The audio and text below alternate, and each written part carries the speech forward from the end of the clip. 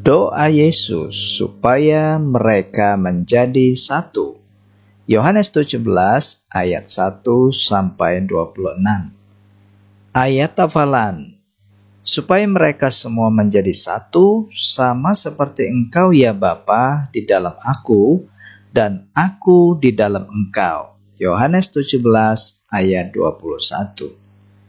Anak-anak, doa seringkali dimengerti sebagai permohonan kepada Allah. Sewaktu Tuhan Yesus bersama dengan para murid-Nya, Ia mendoakan mereka supaya Bapa di sorga menyertai mereka saat memberitakan Injil. Mereka juga dilindungi dari yang jahat.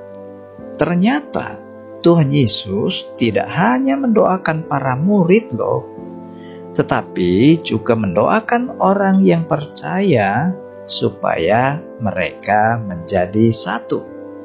Begini ceritanya. Menjelang kematiannya di kayu salib, Tuhan Yesus lebih banyak mengajar para murid-murid dan orang banyak di kota Yerusalem. Ia mengajarkan banyak hal kepada para murid. Apa saja yang diajarkan saat itu? Banyak anak-anak. Ia memberitahukan tentang kematian dan kebangkitannya. Ia juga mengajarkan perumpamaan tentang pokok anggur yang benar, supaya para murid tetap memiliki persekutuan dengan Tuhan. Mengajarkan tentang saling mengasihi, tentang pekerjaan Roh Kudus yang akan menolong para murid dan semua orang percaya, dan masih banyak pengajaran lainnya. Setelah Tuhan Yesus menyampaikan banyak pengajaran kepada mereka, Tuhan Yesus menengadah dan berdoa untuk para murid dan juga orang percaya. Apa yang didoakan oleh Tuhan Yesus? Ada 5 doa yang diucapkan.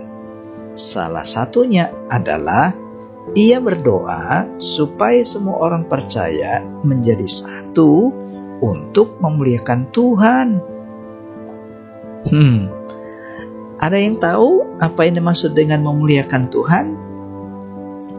Memuliakan Tuhan itu sama artinya dengan menyenangkan hati Tuhan. Apakah bisa? Bukankah kita ini orang berdosa yang tidak mungkin bisa menyenangkan hati Tuhan? Ya, memang betul. Kita ini orang berdosa. Tetapi kalau kamu sudah menerima Yesus di hati, bisa menyenangkan hati Tuhan. Karena orang yang sudah menerima Yesus di dalam hidupnya ada sukacita, sebab ia memiliki kepastian hidup kekal seperti yang dikatakan oleh Tuhan Yesus. Tidak hanya itu aja anak-anak, tetapi ia juga beroleh perlindungan dari yang jahat atau iblis, setan yang menggoda untuk melakukan dosa seperti nyontek, melawan orang tua, berkelahi, ngatain teman, berbuat jahat pada teman, atau kepada adik, atau kepada kakak, dan lain-lain. Bagaimana bisa? Ya, orang yang sudah menerima Yesus pasti senang membaca firman. Nah, firman Tuhan itulah yang menjaga kamu supaya tidak jatuh di dalam dosa.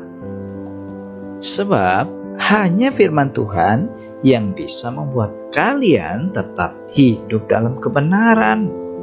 Ayo, siapa yang masih malas baca firman?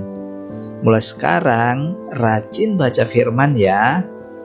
Kalau belum bisa membaca sendiri, bisa juga meminta kepada kakaknya atau orang tua untuk membacakannya. Apa tujuannya anak-anak? Agar kalian bisa hidup menyenangkan hati Tuhan. Dan satu yang kalian mesti ingat, agar bisa menyenangkan hati Tuhan, kalian juga harus menceritakan Tuhan Yesus yang sudah mati di kayu salib dan bangkit kepada orang lain, kepada teman-teman atau saudara-saudara. Dengan demikian, kalian bisa menjadi orang yang menyenangkan hati Tuhan. Itulah yang diinginkan Tuhan Yesus bagi kita semua. Untuk itu, Ia berdoa supaya kita semua bisa bersatu dan hidup menyenangkan hati Tuhan. Masih ingat bagaimana caranya untuk menyenangkan hati Tuhan? Pertama, kita harus memiliki sukacita karena sudah menerima Yesus. Yang kedua, membaca atau mendengarkan firman Tuhan, supaya dihindarkan dari dosa dan kejahatan. Dan yang ketiga, jangan lupa menceritakan Tuhan Yesus kepada orang lain. Nah, demikianlah firman Tuhan hari ini. Selamat menjalani hidup yang menyenangkan hati Tuhan. Tuhan Yesus memberkatimu.